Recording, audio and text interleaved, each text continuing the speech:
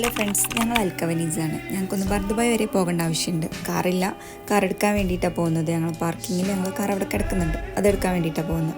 അപ്പോൾ ബസ്സും മെട്രോ ഒക്കെ പിടിച്ചിട്ട് വേണം പോകാൻ. റൂമിൽ നിന്ന് ഒരു 5 മിനിറ്റോളം നടക്കാനുണ്ട് ബസ് സ്റ്റോപ്പിക്ക്.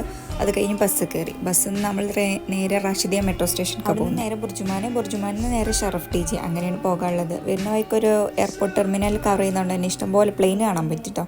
എമ്മിമോൻ ആ സന്തോഷത്തിലായിരുന്നു.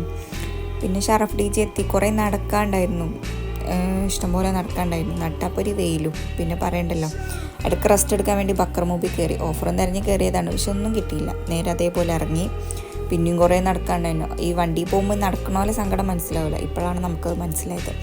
ഈ വെയിലത്ത് നടന്ന് കുറച്ച് നേരം കൂടി നടന്നിട്ടുണ്ടെങ്കിൽ അപ്പുറത്തെ ക്ലിനിക്കിൽ നമ്മൾ അഡ്മിറ്റ് ആക്കേണ്ടി വന്നു. സ്ഥിതിക്ക് ക്യാരി ഫോർ കയറി നേരെ വീട്ടിൽ കിട്ടിട്ടോ. വീട്ടിലെത്തിയിട്ട് വേണം ഹൈദരാബാദി ബിരിയാണി ഉണ്ടാക്കണം എന്നുള്ളൊരു ചിന്ത ഉണ്ടായിരുന്നു.